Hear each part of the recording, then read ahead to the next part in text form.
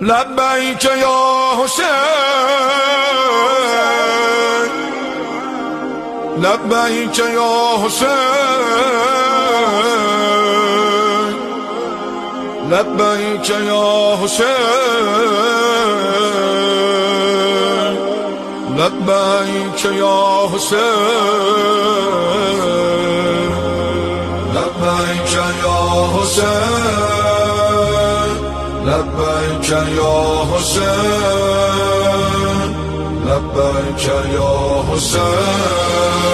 ای دل بمان با مولا کل یوم عاشورا، ای دل بمان با مولا کل یوم عاشورا. این سو حسین است و عشق و پرچم دین، آن سو یزید و یک لشگر شمر لعین.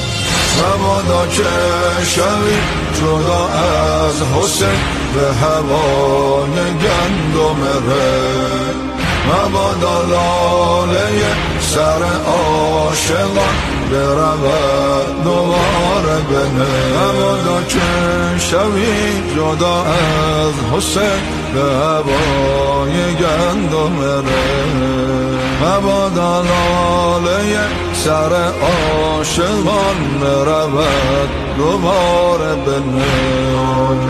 تا که پر شود در جهان راه و رسم آن عاشقان، از حبیب و راز و غیر و جانب و غیر و مسلم بخوان، از حبیب و راز و غیر و جانب و غیر و مسلم بخوان. لبیک یا حسین شد نوای ما، پهنه جهان کربلای ما. لبیک یا حسین شد نوای ما، پهنه جهان کربلای ما. لبیک یا حسین، لبیک یا حسین، لبیک یا حسین، لبیک یا حسین، لبیک یا حسین، لبیک یا حسین. شیعه و ذلت هیهات، هیئت و غفلت هیهات، شیعه و ذلت هیهات، هیئت و غفلت هیهات. شیعه میماند تسلیم امر ولی، تابع مولا چون عباس ابن علی.